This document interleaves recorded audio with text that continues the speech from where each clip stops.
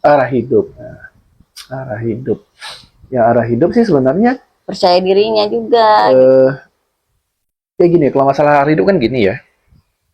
Yang sudah punya pengalaman kehidupan itu kan ya pasti ayah lah, ayah dan ibu gitu ya. Kita batasi dulu ayah gitu ya. Yang sudah punya pengalaman itu kan ayah. Yang sudah tahu benar salah itu ayah. Lalu dia tidak hadir ngasih tahu ke anaknya, nak ini nggak boleh ya. Ini kamu harusnya ke sini ya. Gitu. Akhirnya anak mencoba-coba sendiri kan. Gitu. Betul, betul. Mencoba-coba mencari arah hidup sendiri. Yang akhirnya seringnya tidak sesuai dengan apa yang diinginkan oleh orang tuanya. Atau bahkan lebih parahnya, ayahnya tidak pernah ngasih petunjuk, tapi hanya mencontohkan gitu kan. Sibuk bekerja keluar, sibuk cari uang jauh-jauh, nggak pulang-pulang gitu. Lalu dia nggak suka dengan arah yang dicontohkan oleh ayahnya. Dia menolak melakukan hal yang sama. Gitu. Nah, Boti itu kan salah satunya itu. Gitu. Ayahnya nggak hadir, dia nggak suka ayahnya nggak hadir, jadi dia sengaja memberontak. Dia melakukan hal yang tidak disukai oleh orang tuanya, yang nggak disukai oleh ayahnya. Nah, salah satunya itu. Jadi perilaku-perilaku yang kadang berlebihan gitu ya. Itu seperti itu gitu. Bentuk protesnya mereka. Ya, termasuk anak-anak perempuan yang jadi apa? Yang cari sugar daddy itu, ya itu juga. Gitu. Dia ngeliat ayahnya kayak gitu, dia nggak suka, dia pengen memberontak, dia lakukan apa hal-hal yang bikin ayah itu bakal marah. Cari cinta di luar yang mirip cinta seorang ayah, tapi bisa ngamar. Ya tapi gimana caranya bikin ayah itu marah gitu. Jadi dia lakukan apapun supaya ayahnya marah. Cari perhatian lah. Potensi ya, sebenarnya cari perhatian gitu kan. Tapi caranya itu udah, ya itu tadi karena ayahnya itu nggak pernah hadir memberi petunjuk arah hidup tadi, akhirnya dia bikin-bikin sendiri caranya gitu. Dia cari-cari sendiri dan seringnya tidak benar gitu kan. Jarang ada yang mencari jati diri, mencari-cari gitu. Ketemunya yang benar jarang. Apalagi dengan kehidupan masa sekarang ya, yang arus informasi itu sangat kencang sekali, bisa diakses dari mana saja.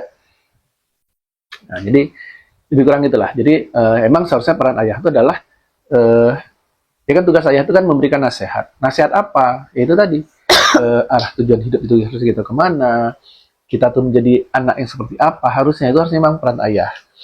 Lalu memberikan rasa aman tadi gitu kan, bahwa ayah itu hadir. Kalau ada yang mengganggu dia, ayah itu hadir di situ, bukannya sekedar fasilitas, bukannya sekedar gedung besar, bukannya sekedar dinding tebal gitu. Ini kalau misalnya di sudut ayah ya, kenapa seorang ayah dia seringkali tidak merasakan bahwa dia itu sebenarnya menjauh dari anaknya gitu.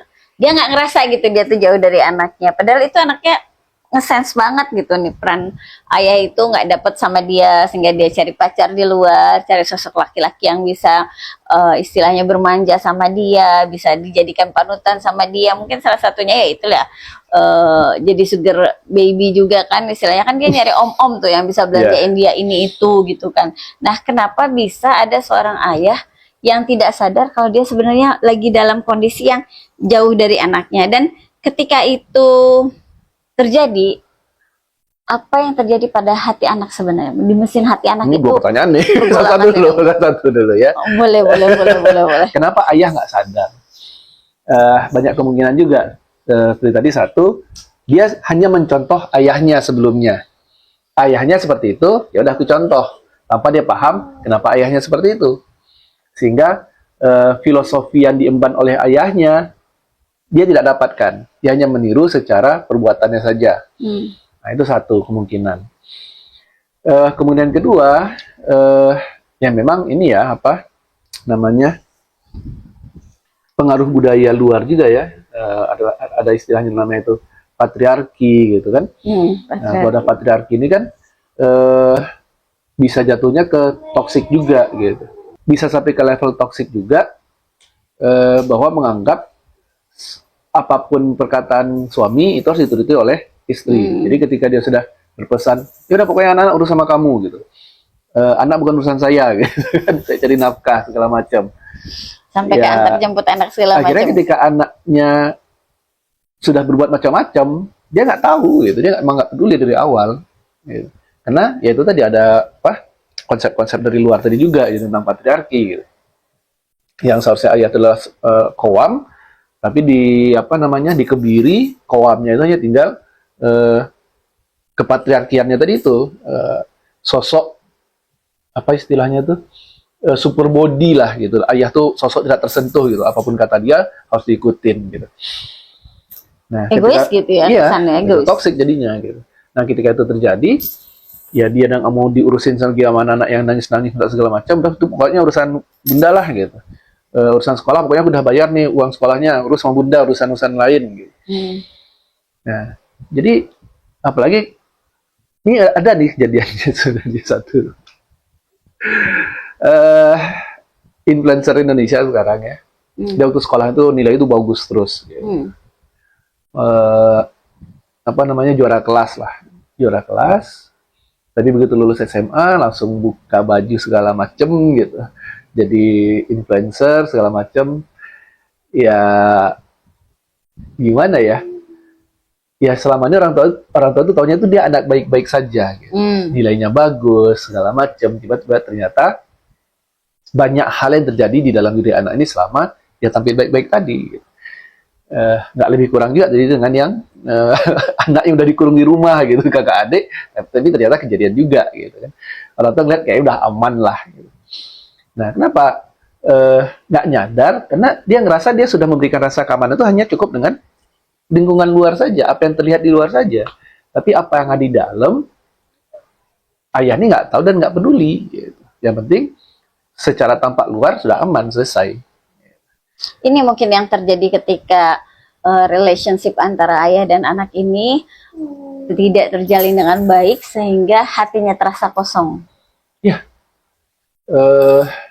ayah itu kan memberikan contoh sosok yang kokoh, bakoknya, baik laki-laki mau anak laki-laki mau anak perempuan sama. Contoh ketangguhan itu ada pada ayah. Ayahnya nggak ada, tapi mau contoh. Yang dia lihat ayah itu adalah sosok yang hilang. Nah, akhirnya dia mencari-cari sosok pengganti. Dia nggak tahu sosok kokoh itu seperti apa. Lalu anak ini pergilah ke dunia luar, yang dia lihat sosok yang kokoh, mentereng itu yang berduit banyak.